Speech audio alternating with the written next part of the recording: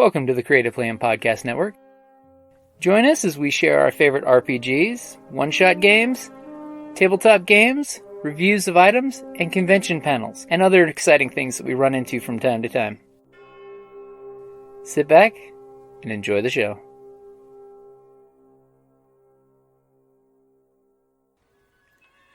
Hi, this is Kelly, aka Trixie from Ragnarok and Roll, assigned to Ragnarok Story, and to the Wimblewick from D&D Journey of the 5th Edition. First off, I would just like to say thank you to everyone for listening to our varied adventures, as well as for rating us on iTunes and RPGpodcast.com. If you haven't rated us yet, we would greatly appreciate it if you could. And if you're looking for more ways to support our efforts, we are now on Patreon, a great site where you can help us continue making more podcasts, as well as some special surprises for our patrons. If you can, please look us up at www.patreon.com/cppn. Every little bit helps. And again, thank you for listening. So he was listed first, but you were listed second. Okay. Well, I heard that at TusCon we don't use moderators because we don't need immoderate. Yes. We don't need moderation. We don't need those things, moderators. Right. But our panelists called just to make sure you're at the right place. What if your book turns into a series? How to prepare for your infinite middle. Because you write a book and you think you're just writing a book. Mm-hmm. Right. So my name is Diana. I write a series of post-apocalyptic fiction, which is basically Beauty and the Beast meets Mad Max. And it has a lot of action and a little bit of romance because, you know, there's that Beauty and the Beast element.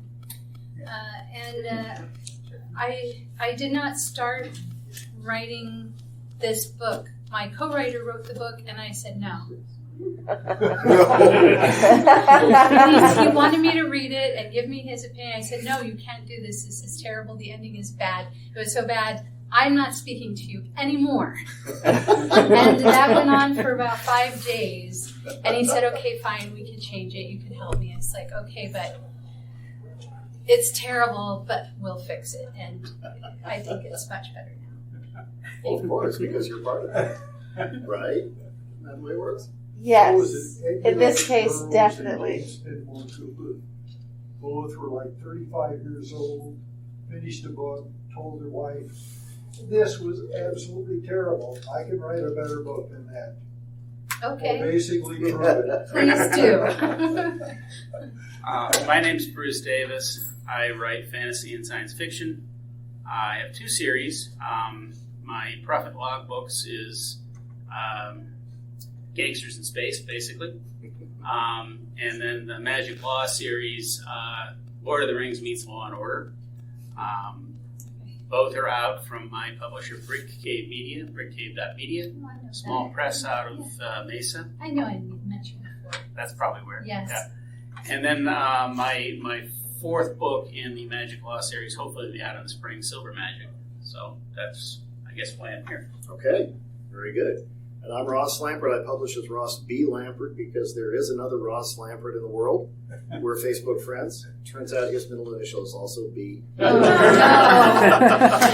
Oh, well, not my problem. I had it first. Okay, you're older. You claimed I am the older, B. yes. You claimed the B. I did. It's your B. I You may did. not have it. Yes.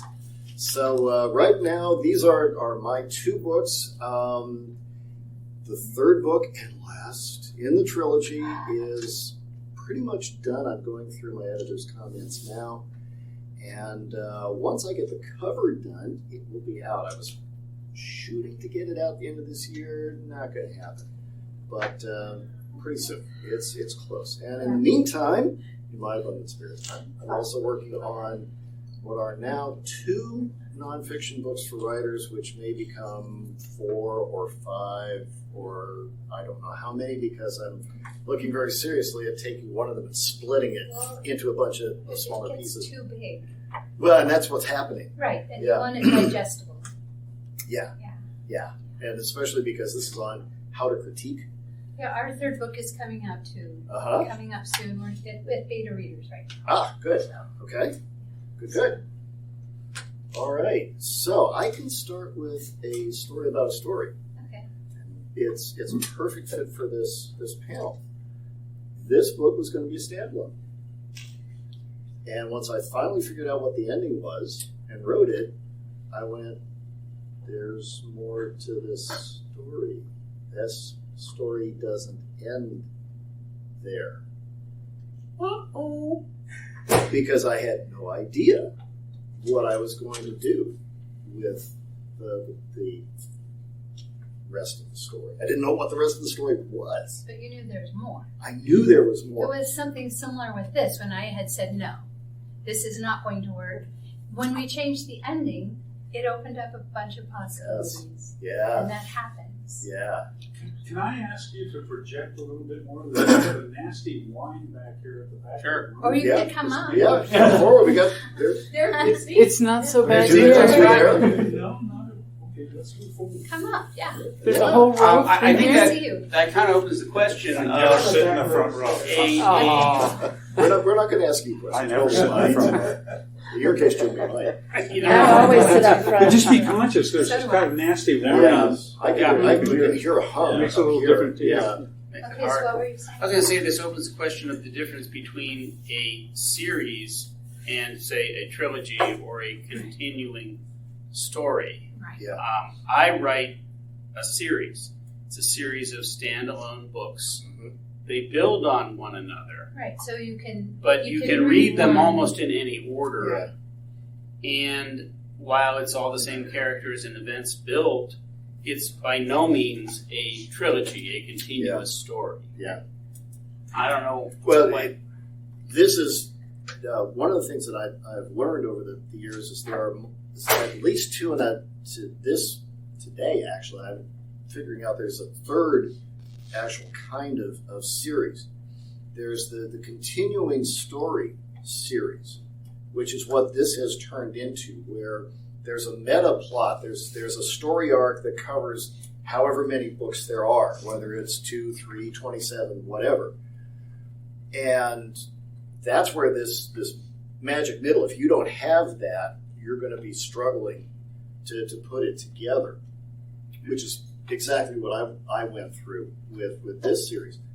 There's also the continuing character series, where the character or characters, plural, are the same, but the situations they deal with are different. And, for things like detectives series. Well, like the In-Depth series, Yeah. J.D. Robb, it's all about Eve Dallas and Right. Rourke, but Right. it's always a law. Different situation every murder time. happened, Yeah. and Yeah. you could read any Yeah. of the books in any Yeah. order Yeah. and still enjoy it.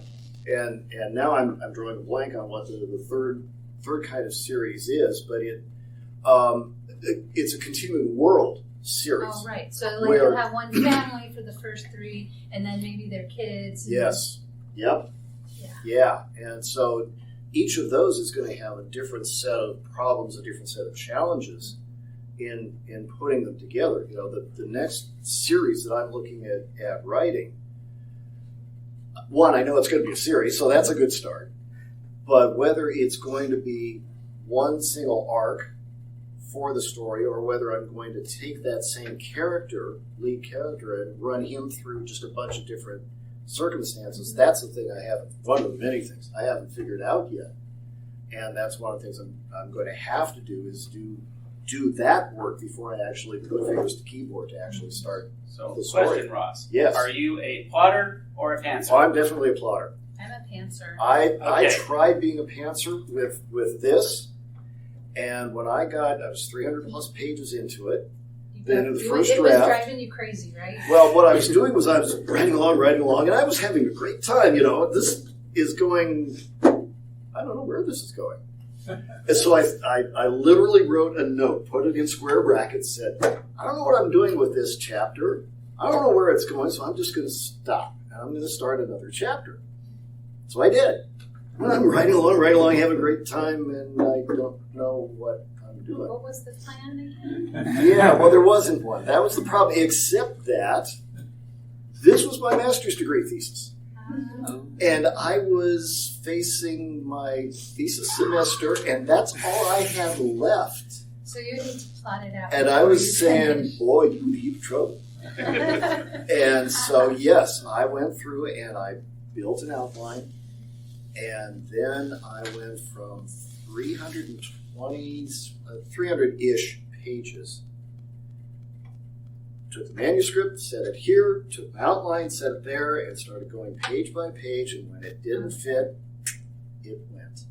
I took out 183 But see, pages. those things that we do, like I've taken out the first 6 chapters Yeah. of another thing I've been working on, and suddenly it's so much better. The Yeah. beginning is so much Yeah. better, but I think those first 6 chapters were important for me to know Yes. who it was I was writing about. Yes. Yes. So just because I didn't keep them doesn't mean that it wasn't important. Oh, absolutely. Yeah. Which one are you? I'm an inveterate pantser. Okay. I keep copious notes of all I the people. make up people that I like, Uh-huh. and then I just turn them loose and let them tell Right. their story. Yeah. Right. It's kind of like that. You know it's you, but it also feels like it's them taking over, sort Mhm. I think that speaks to the kind of series that you choose, of. though. Maybe so. Yeah. If you're a plotter, I can see you doing the long 3-book story arc. Yeah. If, like me, Yeah. I don't plot anything, Sure. I'm much Yeah. better off with, here's the situation I'm going to throw at this group Right. of people How are now. they going to get out Yeah. of it? How are they going to get out of it? Right. The next book, here's another situation I'm going Yeah. to throw I at do these the people. exact same. And I'm actually what I call a plotzer, Okay. where I'm a hybrid between a plotter and a pantser. I lay out an outline, but then I start whatever scene I'm writing that day, and my characters do whatever they darn well please. Okay. So, that makes it interesting and try to make it I have a together. question for Diana. You have a co-author, Yes. and you are a pantser, Yes. which I respect entirely. That's my life. And what I want to know is if you keep some sort of world Bible or a character Yes. Bible that helps you. Yes. I have several things that I keep track of every character, and when I go to the next book, I add things. And when someone dies, I make sure I say how they died. And when the world has changed, the blurred location has changed, I live on Google Maps because this is post-apocalyptic. We're still in America. Yeah. And geographical features don't really change that much unless there's a volcano or heaven knows what. So that I do try to keep track of where I am and all of the people in my stories. So I know exactly who they are, what they've done, where they've been, so I don't have to go reread everything. Yeah, Try and to that's remember. helpful for a Yeah. plotter too, because Yeah. especially as the series gets longer and longer, Right. it's so easy to forget. Yes.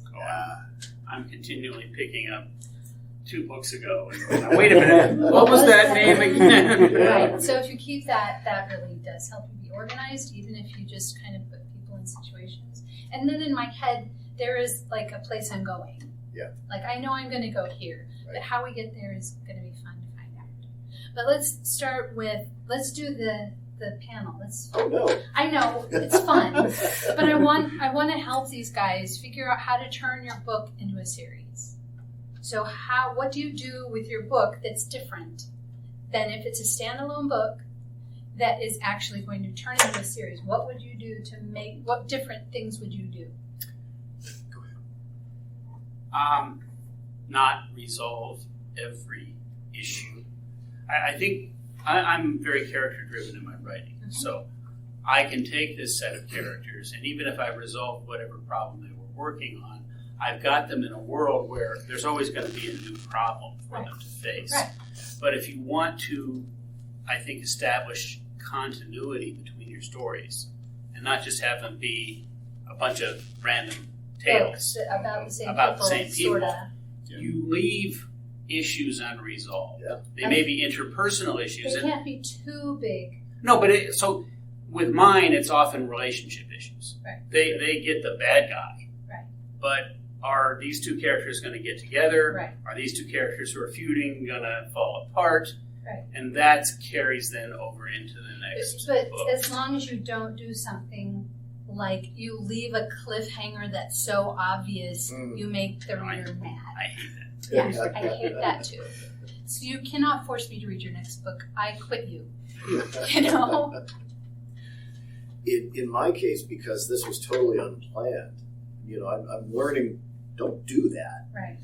And so, as I was saying earlier, I'm going to have to figure out, A, what kind of series it's going to be, and then work out all of those kinds of things that you're talking about as far as what's going to be the story-worthy problem in each book, and if it's a continuing character series overall. Or a continuing and if it's a continuing subject series. Yeah, then that's a different sort of situation. And so what are the different situations that are going to happen in each book, and how do you connect them and all that?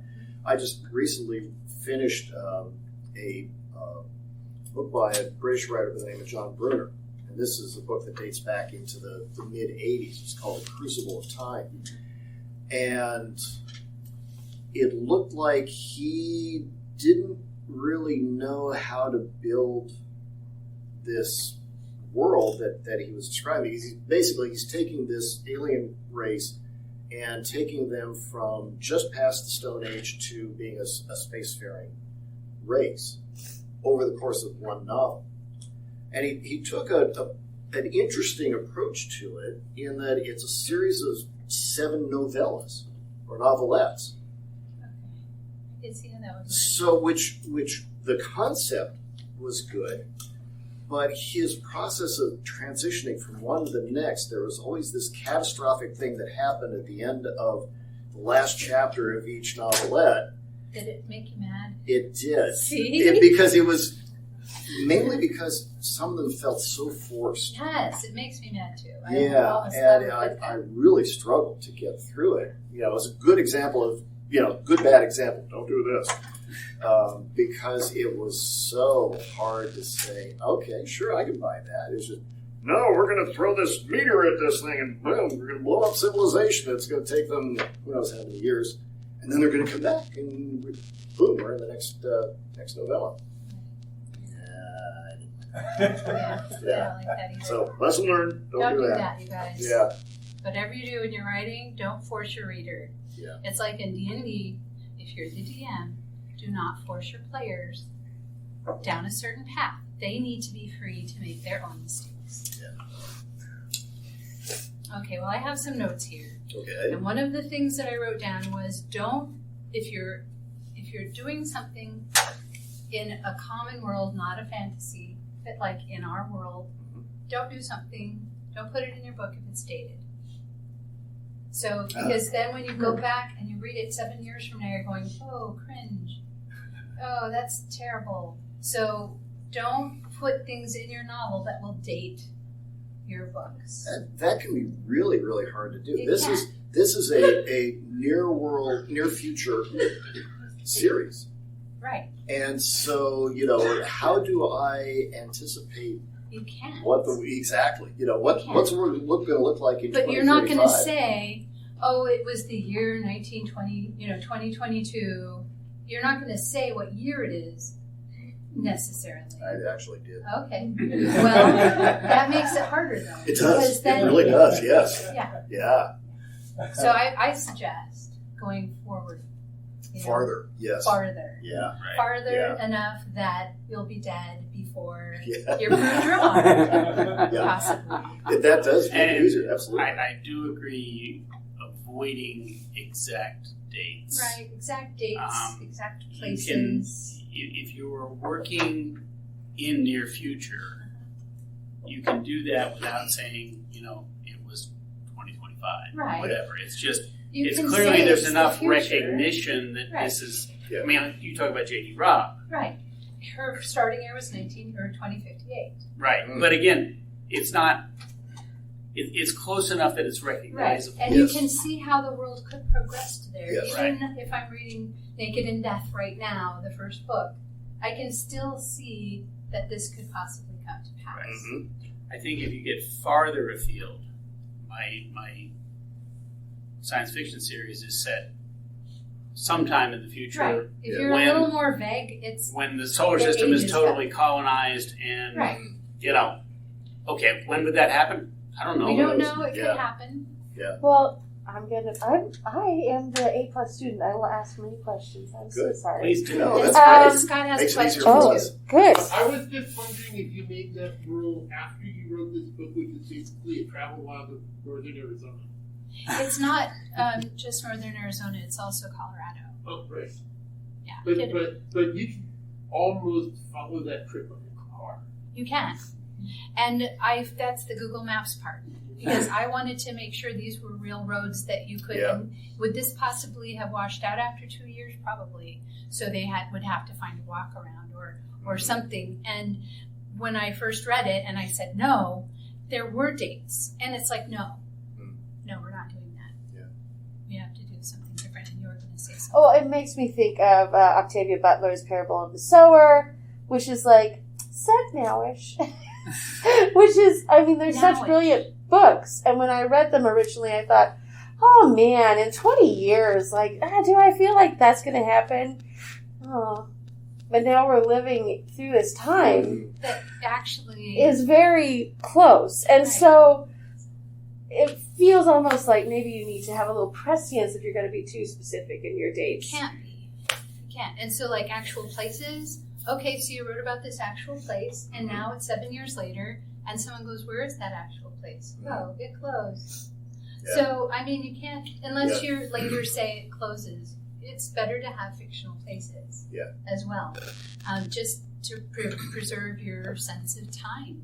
You know, or at least rename the place, because there are a lot of Right. real places right? I have in this series, but some of them are. Well, there's a church in Raleigh, North Carolina. That church really exists, but I have completely renamed it. right. You know, people can figure out where it is. But These it's not these the books have First Baptist actual Church. these books have Yeah. actual places. Yeah, But you know, you still have to say, okay, now it's 7 years after. right. What would it really look Yeah. like? What would have happened? Were there wildfires? Were there, you know, what kind of changes have happened? Sure. So it's Yes. like you can't really have all seeing eyes, but I think I'm just too lazy for that. Oh, I either invent my own world and I Right. can make it whatever I want it to be, Right. Yeah. or I go so far in the future that you're safe. if I mention the city of Chicago, It's a different it's place. a different place now. Right. Yeah. Right. Exactly. I did that with one book, and I regretted it.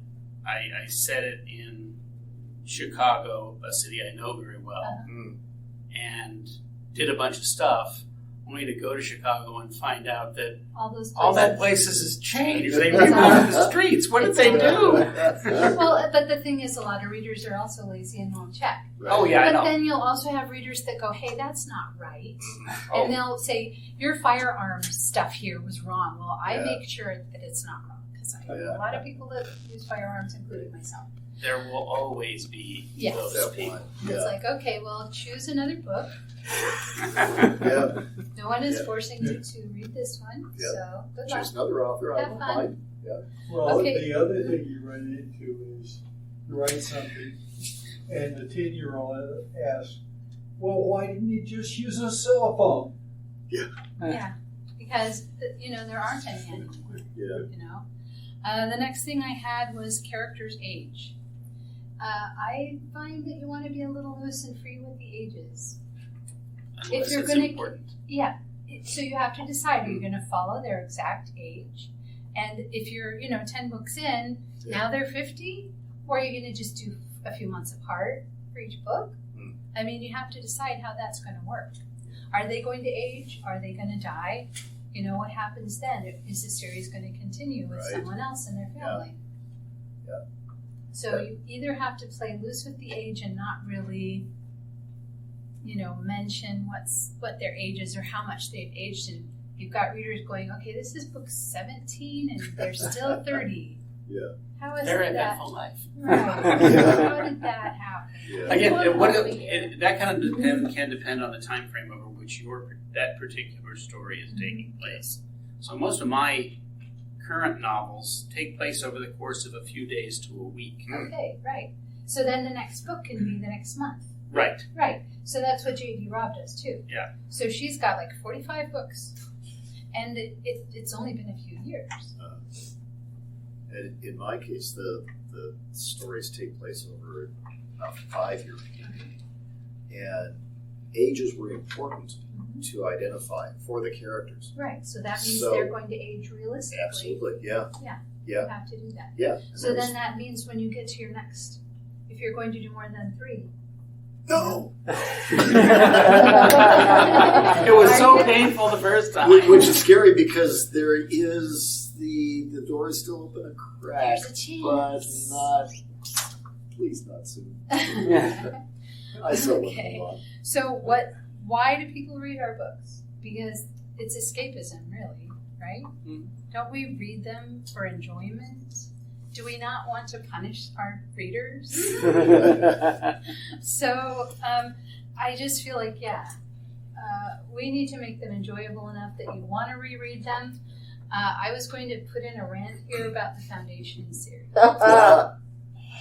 Because when I was like 13 and I first read it, it was in the 70s, and it was great. I loved it so much. It was so sciencey, and Harry Seldon was so smart, and I just loved it. So I thought, well, they're coming out with a series, so I'm going to reread it. And I found myself cringing so much. And I know it was written in, 52? It was written in the 50s. Yeah. And it was just painful. The problem there, though, so is hard. that you can't predict how people's attitudes and social mores are going to change. We all write from a point of view that is essentially frozen in time. It's true. And is probably frozen in time at a much younger age than you are at right now. Right. Okay, that's just the way it is. Yeah. That is a truism of social media theory, and that's how the brain works. And I know that in the 50s, it was after the war, and they wanted the men to be in charge again. And I know that that is part of it, and I did enjoy it, but I can't anymore, and it's very hard. It's very hard for me to find a series I adored. It's horrible. If I may be the nosy girl that I am, I think when as a storyteller, I do improvisational storytelling mostly, but I also interview a lot of authors and host a lot of authors for my live podcast that I do. And one of the things I think is really critical for me as a reader of series is that just because you live in an age and it's sort of like, this is the time perspective I'm writing from, you're authors. You can be bigger than the era you're writing in. So what we're writing in the 2020s, like, if you're cutting out half of the population, like, you're doing it wrong, in my opinion. There was one woman in the first Foundation book. She was the wife of someone, and she was a bitch. She was horrible. Yeah. And it's like, that is not representation of the human race. I used to be into the Piers Anthony Xanth series. Yeah, we were talking about that earlier. I started to reread it again. I got a Skull for Chameleon, and I was like, wait a minute, I totally forgot that her whole thing was that when she was beautiful, she was stupid, and when she was ugly, she was smart. Right. Yeah. Yeah, I know. You could say the same thing, though, about any of the classic works. And you go back now and read Dune. You read H.B. Piper, which is even worse if you're going to take our frame of reference and impose it on his. It won't break my memories of the enjoyment I had from the books, but it is disheartening, and it makes me really be aware, when you're writing something, you kind of gotta be evolved, I guess. Except that you don't know what it will be another 30 or 40 years. And people may read your stuff and go, I know, it's true. But Mr. Davis, I do disagree with you a little bit, because there are many authors from the past who, when they looked forward from where they were at, they extrapolated not just from the technology, but also the social mores and the world around them. Oh, I'm not saying they didn't. I'm just saying not to interrupt, and I apologize. Mm-hmm.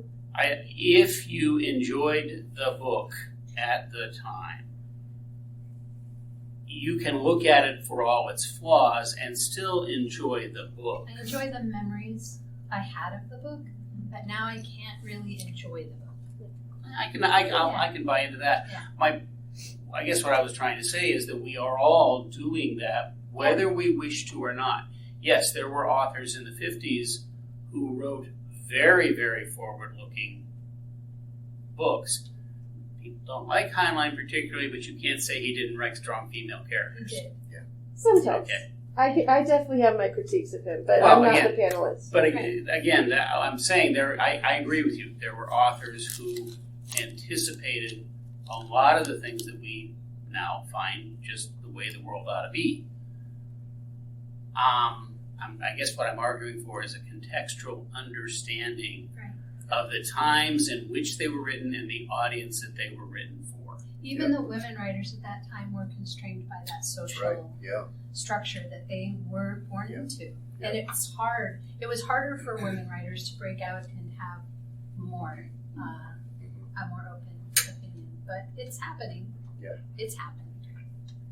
So that was interesting. That was a good conversation. Let me see what else do I have. I think that's it.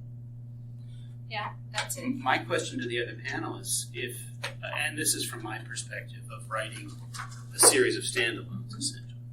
How do you keep from telling the same story You gotta keep over and over and over again? Well, that's true. Not just the same story as the story, but you've got to keep the tone fresh, even when you're doing the continuous series. You've got to keep your characters consistent and the world consistent. Yeah. But time is going by. Yeah.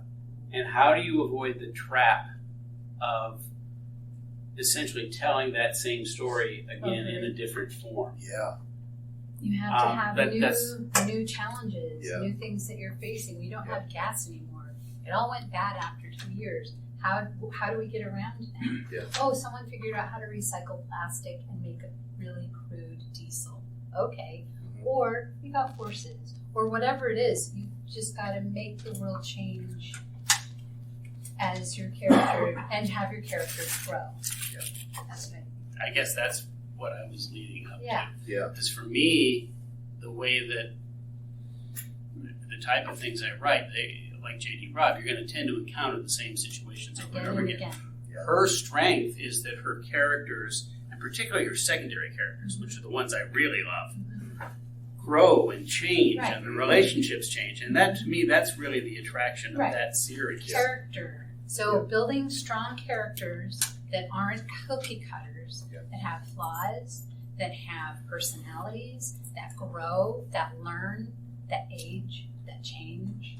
That brings people back. That brings people back if again the and again. new situations that they're facing bring out new flaws, new things that they have to deal with within themselves, that not only does that challenge you as the writer, but it also gives the reader that added experience of seeing, oh, this is something about this character that I didn't know before. Right. How are they going to deal with that?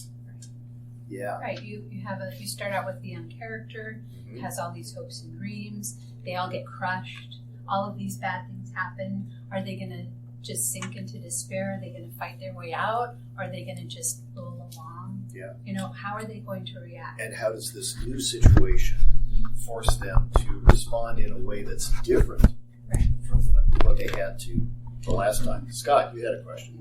I just actually wanted to point out, because you reminded me of it in discussion, there's actually a fourth type of series where the world or universe is actually the main character, like Terry Pratchett or Jordan Dickinson. That's true. Okay. Terry, what is that called? Discworld? Discworld. Yeah. Discworld. Or the main character is Discworld. That's really good. I didn't think of it. Maybe it could be a Discworld too. Oh yeah, it's also Xantha. Because Xantha is also the world, and then right, and they just have different characters in each book. As much as we go, Thank you, Scott. I'm writing that down. That's really good. I do think Discworld is a great example of someone who wrote something over decades, and you can read those early books, and it's not cringy. I don't read them in 2021 and go, gosh, Pratchett, whew, you had a very backwards view of the world.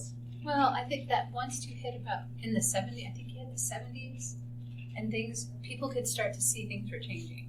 The world is changing whether you want it or not. You can go in kicking and screaming. It's the new world, or you can just go with it and sell more books, because people aren't going to continue to, I suppose Asimov still sells books, and I still love iRobot, and I still love the robot novels. I'm just really mad at the Foundation series right now. I listened to it on audio during my commute, and I had it turned up to 150%. And one other thing I did, don't be mad, okay? I pretended all the men were gay. And that made it better for me, because then it's like, okay, it's the gay overlords and they're just in charge. It's okay. All right. I get it now. That made it better for me, and I'm sorry. Secretly, it was happening on Fire Island all the time. I do have a grudge against it, but it's okay. Well, one thing you're talking about, you can predict the future a little more. You try. I've attended enough different panels about science fiction predicting the future. Mm-hmm. And when you look back at the predictions, I know. the details were ungodly different. Right? You got to put it at this really high level to say, Okay, but look he at predicted this. Yeah, but look at Star Trek. Look at Star Trek. It invented iPads. Yeah. It invented cell phones. Yeah. Well, I except mean, I've got a friend who basically. claims that there wasn't an original idea in Star Trek. Well, That in effect, he stole well. From I a mean, plot he's welcome perspective, to that's his true. opinion. absolutely. I know where he's coming from, because all of I think what Star Trek did was expose a much wider audience to Yes. some of these things that had been science fiction tropes for quite a while. Right. Because, you had things like personal communicators and a functional iPad in novels written in the 50s and 60s, long before Star Trek. Right, but people didn't always Exactly. read that. What Star like, Trek it's did cool. was take those things that the readers in this genre knew about and put them on the screen. And that was my reaction. The first time they pulled out the community, said, I know what that is. Somebody finally made one. And my grandma was such a science fiction fan, she totally got me into it when I was little and young and malleable. And she would be tickled to be able to see me reading a book on a tablet, or just pulling any movie I want out of the air and watching it. And the way that they thought it would happen is different, but it's still so cool to me that we live in the future now. Yeah. Yes, but where's my flying car? Exactly. I want the hoverboard. Right? I watch people drive on streets. I don't want them to have cars. As somebody who has I want to be the flown- only one with flying. Right. Yeah. That was, It's my flying well, car. they kind of have one now. It's like a plane that turns into a car, sort of. Yeah, those things are come and gone. They're It's really just- expensive. Yeah. The latest one, I think, is an iteration out of Honda Right. Yes, that's that is maybe one that might catch on, but at a couple $100,000 Right. a copy, it's not going to be for everybody. okay. Yeah. Well, not yet. Yeah. But, Maybe. We'll see. I Yeah. don't know. Take But the Bruce things is- they're pushing so hard right now, electric cars. These 1,500 miles to my relatives in Washington State. Yeah. How many times am I going to have to stop and recharge? How many Right. times do you have to stop and fill up your tank? If I could recharge with the Easily speed I fill up my 3 tank, days. it Yep. wouldn't be a problem. That's right. And Yeah. they have real fast rechargers now. There's a carbon battery they're coming out with that recharges very quickly, and it doesn't degrade like lithium. And you have a lot more recharges, but that's like in the future. So. Yeah. See, the technology we could Rural do Utah. now for that, just as an aside, Right. is just like you go to Kmart or whatever and exchange your Blue Rhino gas cylinder for your grill. Right. You pull in, they drop the battery out of the bottom, slap a new one in. Right. You don't own your battery, you're just renting your battery Right, just from. like the propane. Yeah, Yeah. So that's exactly. an idea. Yeah. That's Wait. a possible future world. I would say, though, like, if you drive through West Texas, you better plan your gas stations. Yeah. So I have no problem thinking about planning my electric charge stop. Right. Yeah. You're a Texan. I mean, we try not to talk about it, but yes. You also have to remember, when the car was first invented, Yeah. it couldn't go more than 30 miles an hour and needed a special person to be able to fix it. Right. as it went on. And there were gas stations everywhere either. That's right. Right. Yeah. So the infrastructure built out, and the same thing will happen with electric cars. It's coming already, but it's just going to take time to do It it. always seems to take longer. But then I look at my life and the things that my great-grandmother would have loved to have and think, okay, it's okay. It's all right. We're getting there. Yeah. Well, one thing they've got that I am so happy about is better anesthetics for dental work. Oh, my Good. God. Oh, God, it's better. Yeah, it's so much better. Not sure what that has to do with series, Well, however. the future. Yeah. Well, Yeah. again, It's the I think it future. goes back to the point of if you are going to set something in a near future recognizable world, Right. it is much, much more difficult. It is, Yes. and you have to really be careful with your locations, your dates. You don't want dates. You don't want, Trump is president and this happens. You can't really. Those kinds of details. You need can't to- put those in do, there, yeah. or it's gonna mess you up later. And it also depends on how quickly you're able to produce the Mhm. books. I have been extremely slow in getting my books out. So the kinds of things that I put in the Eternity Play, I thought, ooh, this is really futuristic. Some of that stuff is here now. Right. Yeah, and it's hard. How do you tell? That's one of the risks. It is. On the flip side, in the third book, Wildspread, there's an AI in the protagonist's genetics lab. Okay, so things. But I didn't think of that. There was talk of artificial but the intelligences and AIs that were kind like- of stuff Yeah. back in 2004 when I started Right, this but it series. was not.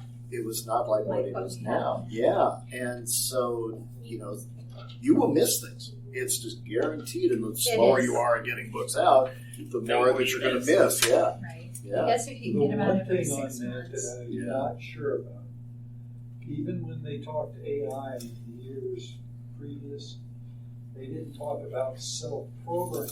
Mhm. Oh, I know, that's scary. It's Yeah. not scary? No, it's scary. I'm Oh. like, no. Yeah. No. But Never Hagen's Berserkers. I always get really interested when people are like, no. And I'm like, why? Because you're going to treat the robots badly and you know Sign they're going it. to kill you? Because I'm always Sign nice it to my anyway. Alexa. I always thank that girl for helping me. I mean, I don't want the Terminator rule. I don't know. No. Keep the words in. that was kind of the topic of one of the other panels was, why do we have this trope of the AIs take over, they immediately do something like 'Cause it's wipe humanity terrifying. out? Yeah, exactly. That's why. Science fiction in particular, and horror, and Well, to yeah, some degree and there's fantasy like- have always played on our fears. Right. Yeah. That's the next I panel. Are you found- in the next panel? No. Oh.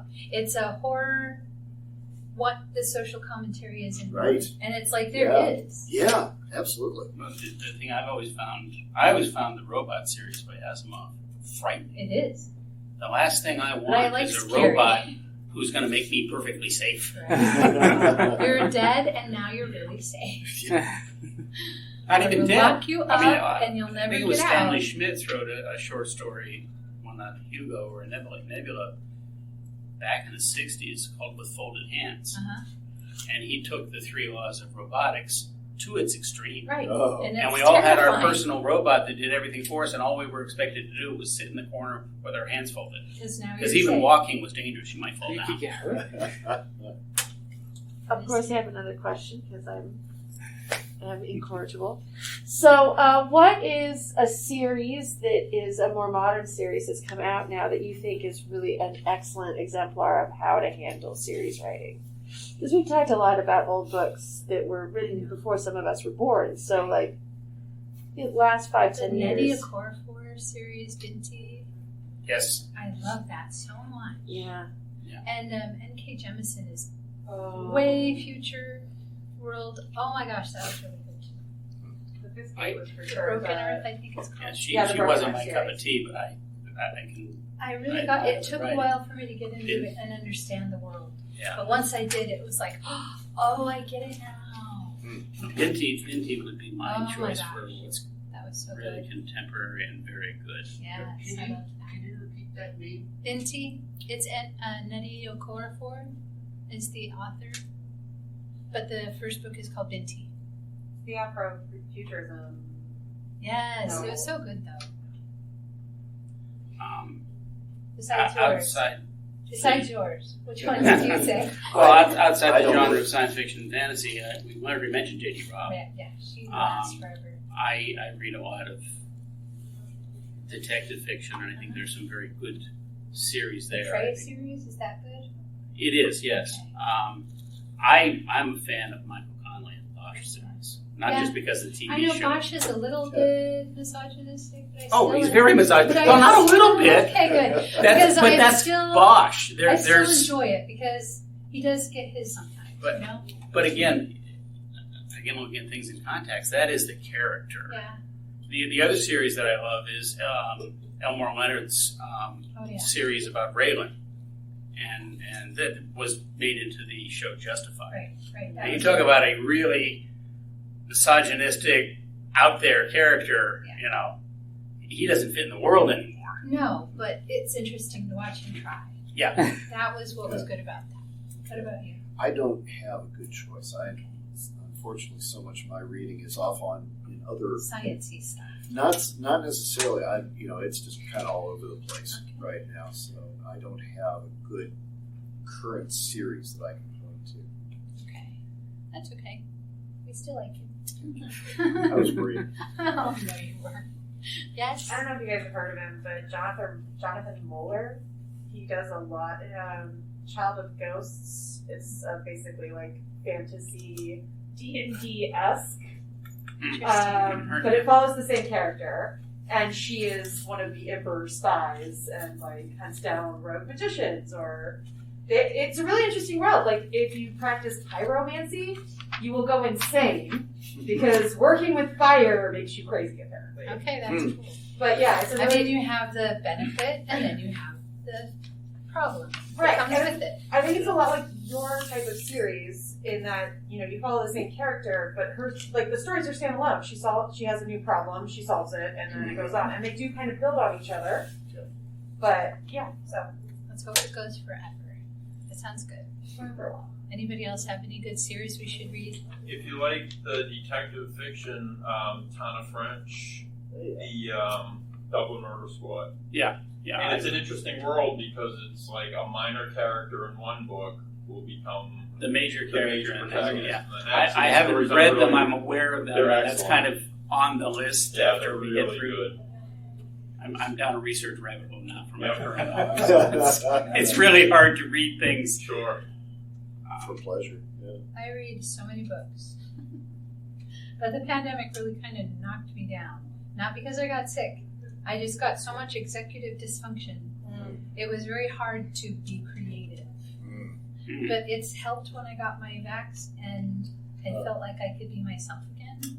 Does anybody else feel like that? I don't know. My experience would have been totally different because my entire job. Yeah. I'm a trauma and critical care surgeon. That's okay. So that's hard. I was totally on front line. Right, but you're used to being. Again, that's my Right. point. Yeah. My life is stress. Going to my doctor was really good because he's like, we're not afraid of you. If you have COVID, it's okay. We won't get sick. And it was like, it just made everything better, just going to my regular appointments. But it was really hard because I still had to go to work. My boss insisted nobody wear a mask. So it was just a very stressful time. Yeah, and my situation was different again because things really didn't change for me.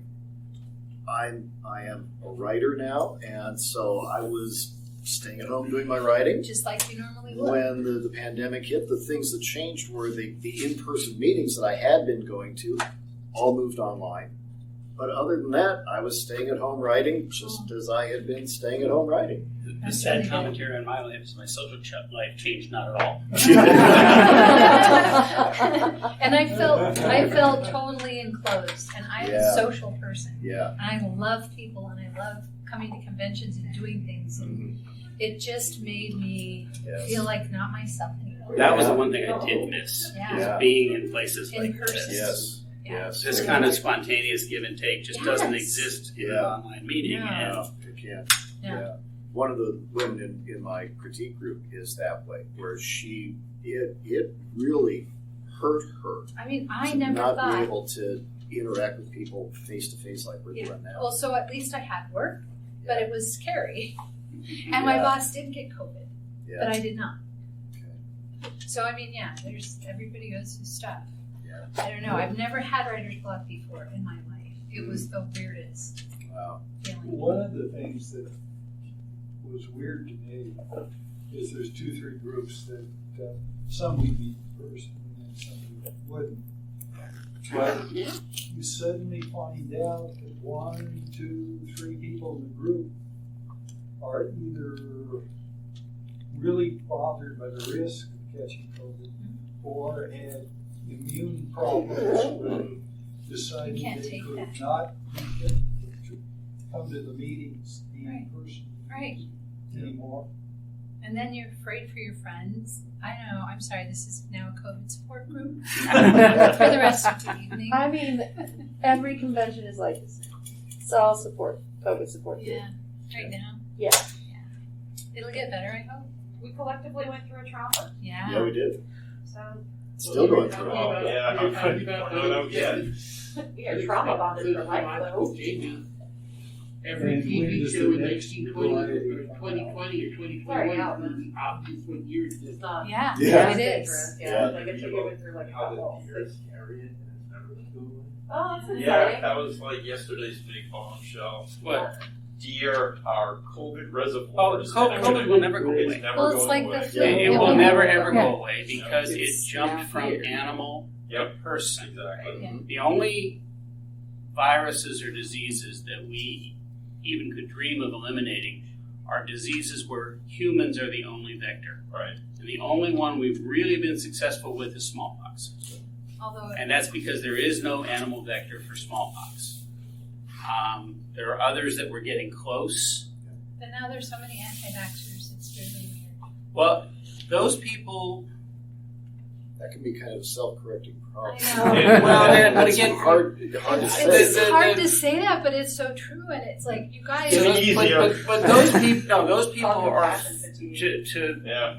take a slightly different take on that. Those people are focusing on a very tiny risk of a bad thing Right. happening. Right. Yeah. So, how many people in here would not get diagnostic X-rays done because of the radiation? I mean, we're You know all, how many? we're all vaccinated. Let's put or it you this way: if you wouldn't have be. children, would you allow your child to have a CAT scan? Yeah. Okay, so I'm talking to the choir. Right. For a kid to get an excess cancer from a CAT scan would require something like 8,000 CAT scans Yeah. to get enough millisievert exposure to cause a cancer. At my age, 20,000 CAT scans.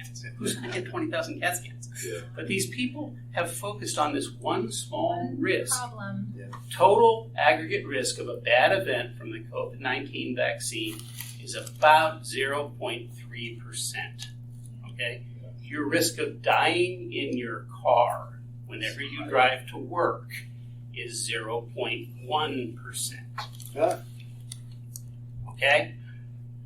We don't worry about driving. Why would we worry about COVID? Well, these people have It's decided that this is scary. This is something they don't understand. And it's a cognitive dissonance. It's taken over their brain, and no amount of persuasion is going to convince them. It's Either it's it's the true. political. Well, some of it's decision. political, and Yeah. that feeds into it, and Yes. that's the worst part of it, Yeah. because you've allowed that then to become an acceptable thing within a certain group. Yeah. And that's the travesty of it all. Yeah. Oh, wow. But- I feel but like you you've can't had this say- conversation before as a Yeah. doctor. Yeah. You seem very well informed. We have I 2 minutes. Yes. We have 2 minutes, so any questions, COVID or non-COVID or series related? Series related. Let's get back to the topic. Yeah. I'd like to make a recommendation for reading, Okay.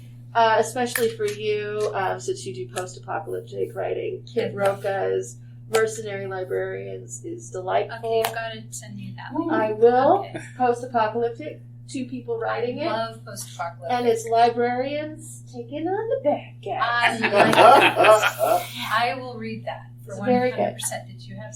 Yeah. Yeah, more of just a comment. How would you feel about a series that was like an A to Z theme? And like the A is for alibi. Yeah, B like is for burglar because that was a Sue Grafton.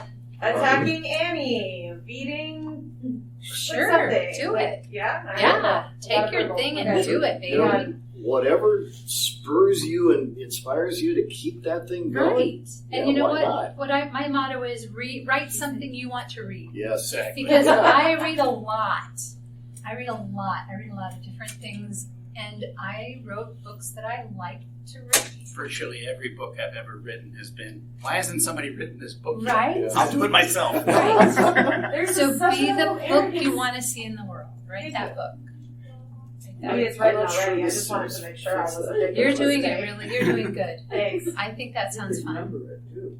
Yeah, like I thought about that in later books, but I just want it to like when you have it on the spine, it just be like A, B, C, D. Yeah. Sure. Are you a plotter? For this actually, I mean, like I tried dancing it, and then I I'm a got very it. wonderful manager. Okay, well that's it. So if you want, you can stay here and see and do the horror movie one, which is really, really good. It's horror as social commentary. I know James is on this, right? Are you on this panel? What's horror social commentary? Oh, wait, I know. You're doing this I'm one, reading. right? Yeah. Oh, good. Good. And He's got some of us yeah. will be doing panels and such tomorrow too. So please come back. Thank you for listening to the Creative Play and Podcast Network. And feel free to enjoy our other shows, such as D&D Journey of the 5th Edition and Scion Ragnarok and Roll, a Scion hero to Ragnarok story. Thank you for listening.